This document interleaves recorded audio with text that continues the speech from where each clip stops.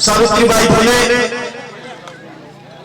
बिहार नगर के नाम से मशहूर बाबू जगदेव प्रसाद कुशवाहा, पेरियार नरेश यादव, रामस्वरूप वर्मा, छत्रपति साहू जी महाराज और इस देश के तमाम मूल्यवासी महापुरुषों के चरणों में श्रद्धा सुमन अर्पित करते हुए मैं अपनी बात आपके समक्ष रखूंगा। साथियों, हम यहाँ इस कार्यक्रम का आयोजन कुशवाहा समाज जरूर है, लेकिन आज हम जिस रास्ते पे चल पड़े हैं तो हम यही कहेंगे कि ये पिछड़ा समाज है, मूल्यवादी समाज है, इस देश का शासक समाज बैठा है।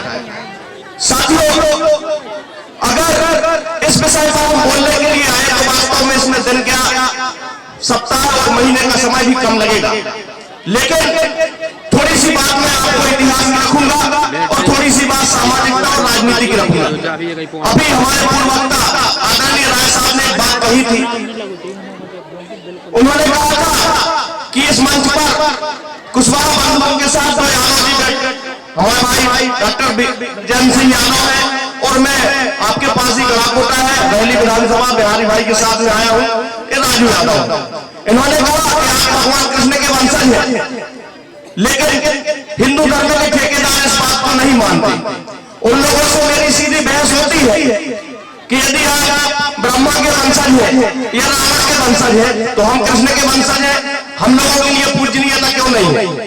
तो इसका आपको जवाब दे दूं, वास्तव में जिस तरह से लोधी, कुर्मी, कुशवाहा, गुर्जर, सैनी, माली, शाक्त, मोरी इस देश के मूल निवासी है, उसी तरीके से अहीर यादव समाज भी इस देश का मूल निवासी है और भगवान कृष्ण हम सबके सबसे बड़े मूल निवासी माना है। ब्रह्मंडल में अकेले यादव नहीं थे बात सका, वहां कुशवाहा भी थे, वहां लोधी और कुर्मी भी थे, वहां माली भी थे, वहां तमाम जातियों के लोग थे और सबके वो महानायक थे। इस देश के दो महानायक जो हुए, एक तथागत गौतम बुद्ध और दूसरे कृष्ण, इन्होंने इस देश को एक किया और उन्हीं के कारण ये देश, ये भारत भूमि विश्व गुरु की उपाधि पाई, भारत महान था। लेकिन बाद में भगवान कृष्ण की जो विचारधारा थी उसका ब्राह्मणीकरण कर दिया गया। उनकी भागवत गीता में कुछ ब्राह्मणीकरण तत्व जोड़ दिए गए और हमको अलग कर दिया गया। हमको इसलिए अलग किया ताकि हमारी शक्ति एक न हो। आपको एक उदाहरण देते हैं, हम सानी बनाने के लिए कटिया करते हैं, उसमें छोटे छोटे टुकड़े कर देते, इसी तरीके से हमारी समाज में छोटे छोटे टुकड़े कर दिए। लेकिन हमारे महापुरुषों की शिक्षा पर चलने के कारण आज यूपी और बिहार में चाहे उपेंद्र कुशवाहा जी हो, चाहे नीतीश कुमार कुर्मी हो, चाहे लालू यादव जी हो, चाहे आपके उत्तर प्रदेश में मुलायम सिंह जी हो, चाहे भगवान सिंह कुशवाहा जी हो, चाहे अनुप्रिया पटेल हो, सारे लोगों ने मिलकर ओबीसी समाज को ये दिखाया कि राजनीति क्या होती है, सत्ता क्या होती है। लेकिन हमारा मध्य प्रदेश इस मामले में मुर्दे की शांति सो रहा। आपको यह सोचना होगा, हम अपने महापुरुषों को पढ़ते हैं तो वो कहते हैं अगर हमें वास्तव में शासक बनना है तो 3 पीढ़ियां लग जाएंगी। पहली पीढ़ी गोली खाएगी, मारी जाएगी, दूसरी पीढ़ी जेल जाएगी और तीसरी पीढ़ी आपकी नाच करेगी। धन्यवाद। लेकिन क्या हम लोग इसके लिए तैयार हैं? एक तरफ मुझे इस बात की खुशी है कि हमारी माता बहनें आके इस वैचारिक आंदोलन को, इस क्रांति को सुन रही है, लेकिन दूसरी तरफ इस बात का रंज भी है कि हमारे भाई बंधु जो बैठे थे आज वो, जैसा कि हमारे पूर्व वक्ता बिहारी भाई ने कहा कि जब हमारे लिए अपनी दुख दर्द को, अपनी वेदना को सुनने के लिए समय नहीं है तो कैसे हम आंदोलित होंगे, कैसे हम होंगे?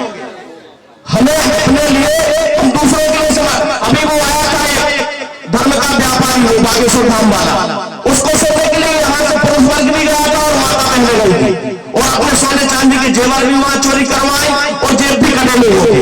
लेकिन यहाँ बैठने के लिए टाइम नहीं है, ये सोचना पड़ेगा।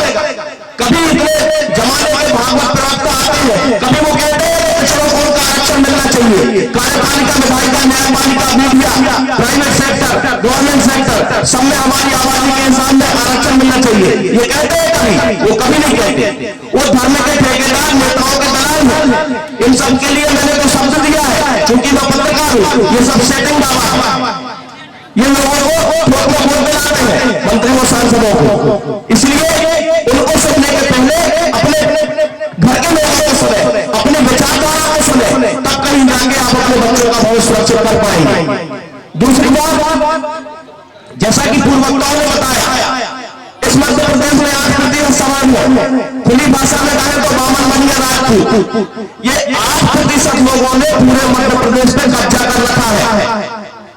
न यादवों को का हक मिल रहा, न कुशवाहों को, न लोधी को, न कुर्मी को, न जाट को, न गुर्जर को, न रजक को, न रेखवार को, न नेवा को, न नामदेव को, जो हमारी बांधे जातियां हैं सारी गुलाम। यदि हमें अपने बच्चों को और अपने खुद के भविष्य को सुरक्षित करना है तो हमें एक होना होगा। तो पंच से लेके पांसद से लेके सांसद तक के चुनाव में पिछड़ों की वोट पिछड़ों को देना होगी। जब तक ये क्रांति हम नहीं करेंगे हम शासक नहीं बन सकते, गुलाम थे और गुलाम रहेंगे और हमारे आने वाले बच्चों का भविष्य तो और भी अंधकार में है।